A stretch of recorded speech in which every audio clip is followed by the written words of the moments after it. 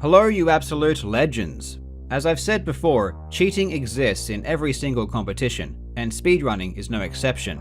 We've even covered some examples of speedrunners doctoring videos and demos in order to try and fool people into believing their claims of impressive feats. It may seem counterintuitive, but you'd be surprised at how often it's some of the best players that inevitably try to fake runs. You might think that having the talent to achieve a world record would make someone less susceptible to cheating, but it often works against them.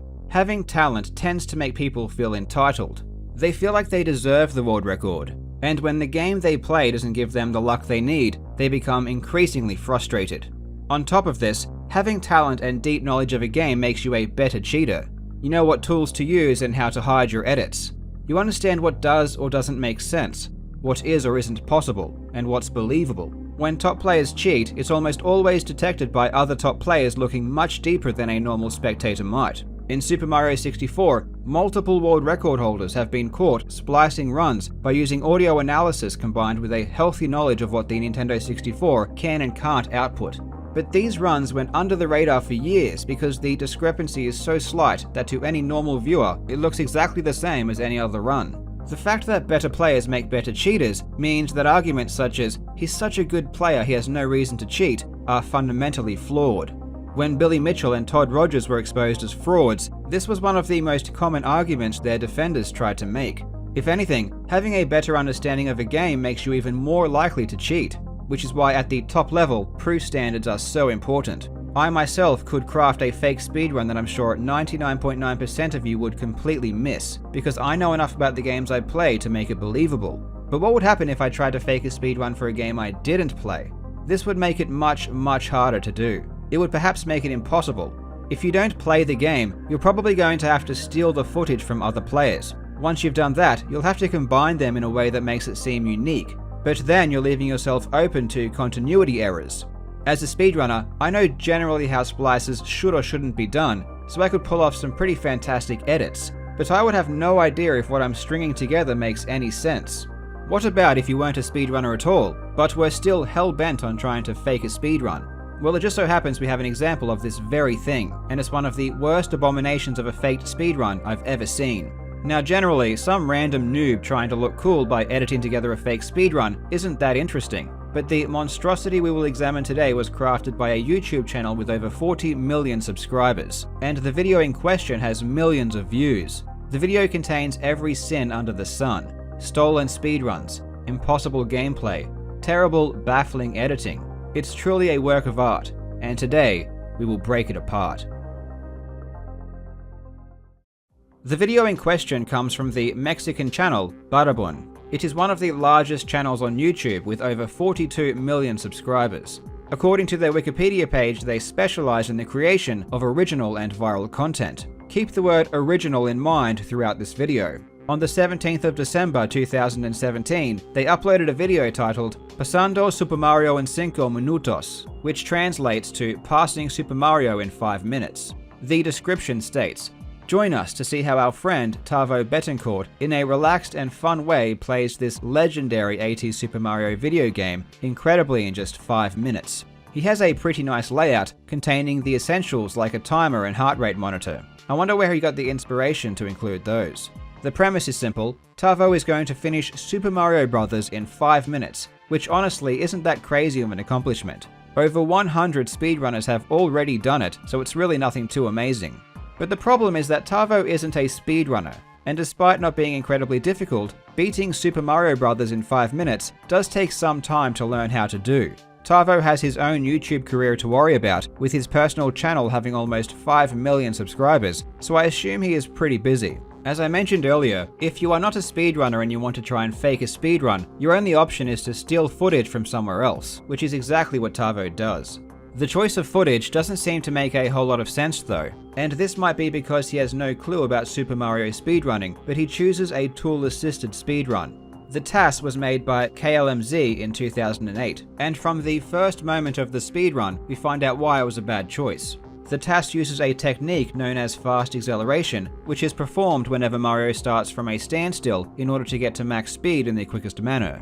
The problem with this technique though is that the inputs require you to press left and right on the same frame. While the software does technically allow these inputs to happen, they aren't possible to do on a regular Nintendo controller because of the way the D-pad functions. It is for this reason that the technique is banned from use in speedrunning.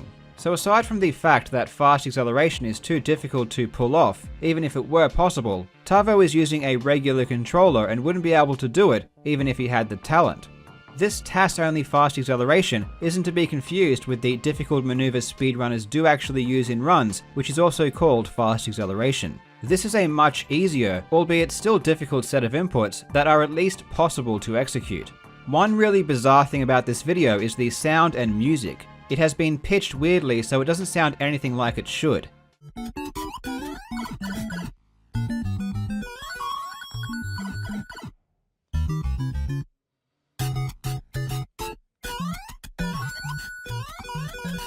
There might be a couple of reasons this was done, the first being the fear of the music triggering YouTube's copyright protection. The other might be a way to make it seem different from the footage that was being stolen. Either way, it just sounds strange. When Tavo takes the shortcut in the first level, it seems normal at first glance, but there is something that is not quite right. I'm going to play the shortcut and then pause it for a few seconds, see if you can identify what's wrong with the run. If you want to try and work it out, you'll probably need to watch it a few times.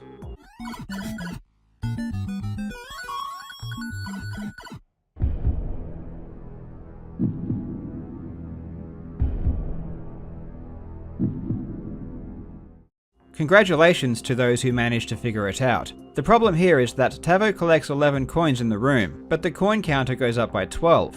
For some reason, he decided to use footage from a different run for the shortcut. My only guess is that he wanted to make it less obvious that the run was stolen, so he figured if he spliced different runs together it would be less traceable. The problem with splicing different runs together is that the points and coins won't match up between levels. Tavo was keenly aware of this, so his solution was to crop the top display from the original TAS speedrun.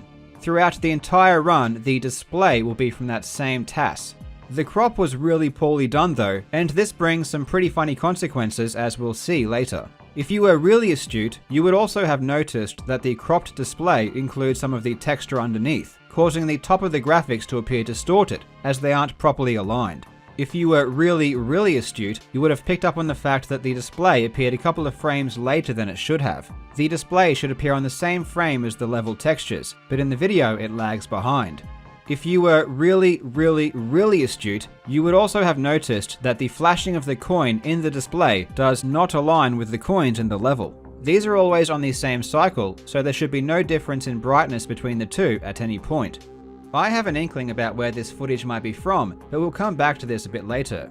At the end of the level, the TAS performs the flagpole glitch, which skips the lowering of the flag. This trick is definitely doable by a human, and is even performed in the world record runs. The difference though is that there is a specific setup that a human must use if they want to get this trick consistently. The TAS essentially YOLOs it without any setup at all, which is not feasible in any way by someone actually playing the game. In 1-2, different footage is again stolen, and this time there are some pretty clear artifacts that help us identify exactly where it is from. At a couple of moments you can see a line appear through the graphics. Also, throughout the level you can actually hear clicks from a controller indicating that the footage has been extracted from a live video. The run was stolen from the world record holder at the time known as Darbian, one of the all-time great Super Mario players. Specifically, it's from his run of 4 minutes, 56 seconds and 878 milliseconds, set on the 5th of September 2016. The same lines can be seen in his live footage, and the audio clicks are exactly the same. I'm guessing it was this video that gave Battleborn the inspiration to make their video, given that Darbian's run has millions of views. They likely saw the opportunity to recreate it, and try to make another viral video from it. This is probably why they included a heart rate monitor as well. Speaking of which is completely pointless. It just switches between 85 and 89 for the entire run. I mean, it's obviously fake, but they could have at least tried to make it seem realistic. At the end of 1-2 is where one of the more egregious errors caused by the terribly cropped display happens. When running on the top of the stage to get to the warp pipes, Mario is completely obscured. This is definitely not what is supposed to happen. When he enters the warp pipe, the display at the top disappears before the graphics do, which again is not normal. The display should disappear on the exact same frame as the rest of the level graphics. The reason they fade early is because the display is still going by the timing of the TAS, which does a much faster strategy for 1-2. Therefore, it finishes the level early, causing the display to vanish. This ends up making the loading times between levels much faster than they otherwise should be, as that lost time has to be made up to catch up with the TAS. Going back to the shortcut in 1-1, I said I had an inkling a few of the footage belonged to, and it's probably Darbian's as well. The video in the shortcut matches up with the same run that was used for 1-2, but the sound of the controller clicks are pretty bad in Darbian's run during this shortcut, and I think Butterbun thought it was a bit too much, so they tried to fix it by keeping the audio from the TAS run during that section. The audio from the coins that are collected in the room do not match up with what is happening on screen, and the audio matches perfectly with the TAS. Honestly, the shortcut in the TAS doesn't even look inhuman, so I'm not sure why they would have changed it. If anything, it just seems like they're going to as much effort as possible to try and disguise the fact that they are ripping off other people's videos. Oh, and I haven't even mentioned the fact that Tavo is making a complete mockery out of the entire thing by sipping coke and eating pizza between levels. I'm not entirely sure what the motive behind this creative choice was, because one might think they are trying to make it obvious this entire video is a joke, but I'm not too sure about that. Given all of the effort they are going to make this footage seem original and hide the fact that they stole it, it makes it seem as though they are playing this one straight. The original runs weren't credited, there was no mention that this was a parody or fake or anything, and as you'll see later, he really tries to sell it as real. So I can only take the coke drinking and pizza eating as him trying to be unironically cool by playing at such a top level while eating and drinking. In my opinion, it just comes off as really douchey though. Back to the run, in 4-1 he goes back to the original TAS with all of the same issues, including the TAS only fast acceleration and the flagpole glitch with no setup. To illustrate Tavo's cluelessness, before 4-2 begins he reaches for a slice of pizza, but doesn't even know if he has time or not. The indecisiveness results in his hand being off the controller when Mario starts moving. In 4-2 he steals footage from a different speedrunner. This time it's Cosmic, another one of the all-time greatest Super Mario players. The run that was taken was Cosmic's 456.994, set on the 30th of May 2017. Again, we can hear the audio clicks from Cosmic's controller as the video was ripped from the live stream. At a couple of moments, there are some pretty bizarre things happening in the display.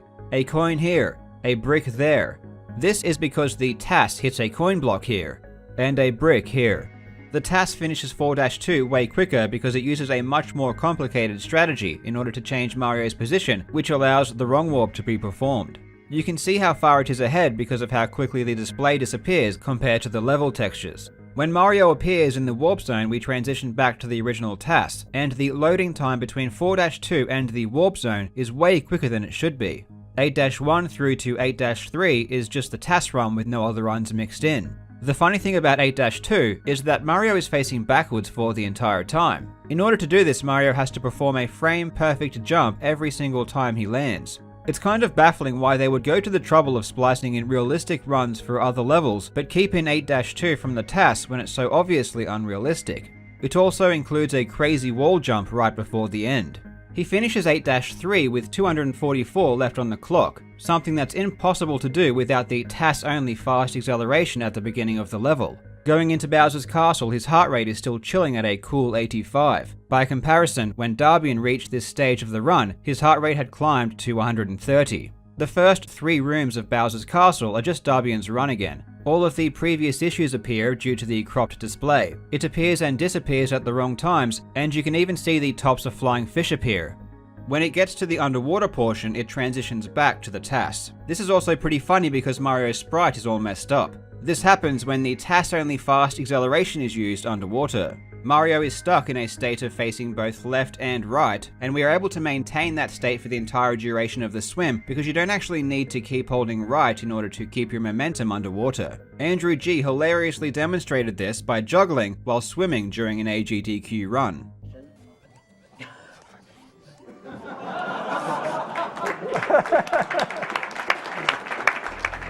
Heading into Bowser, the TAS faces backwards until hitting the bridge switch, maintaining frame-perfect jumps in order to do so. His heart rate skyrockets to a blazing 95 beats per minute. Afterwards, when Mario gets to the princess, there is another splice in the footage. I'm guessing this was because they needed to extend the end screen so that Tavo could milk his reaction as much as possible. Speaking of which, Tavo gives one of the greatest performances I've ever seen.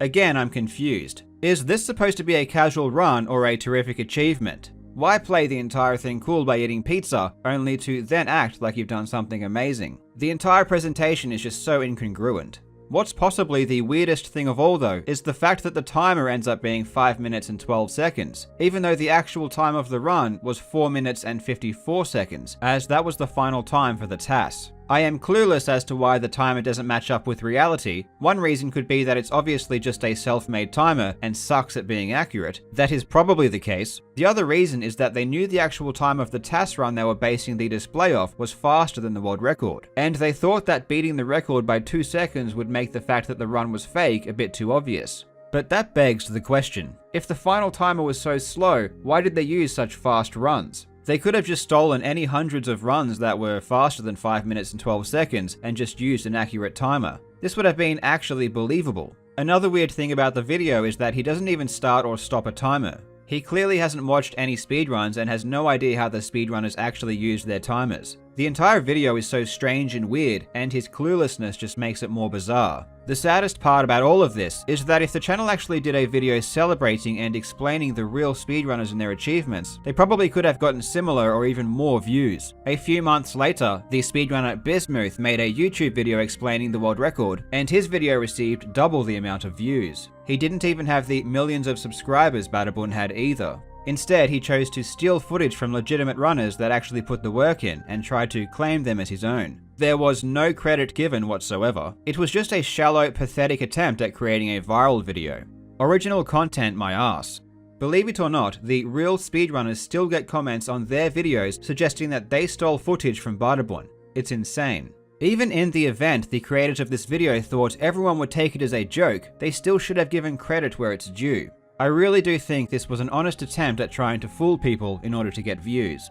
Now I want to give a huge shout out to Cosmic for helping out with this video. I found out about this video because Cosmic made a tweet about it after getting yet another comment suggesting that he stole his run from Badabun. If you want to watch legitimate Super Mario gameplay, you should definitely follow Cosmic on Twitch and subscribe to his YouTube channel. I will put a link to both Cosmic's and Darbian's channels in the description. Please go and support real speedrunners. Thank you so much for watching, you legends. I hope you are having a fantastic day, and I will see you in the next video.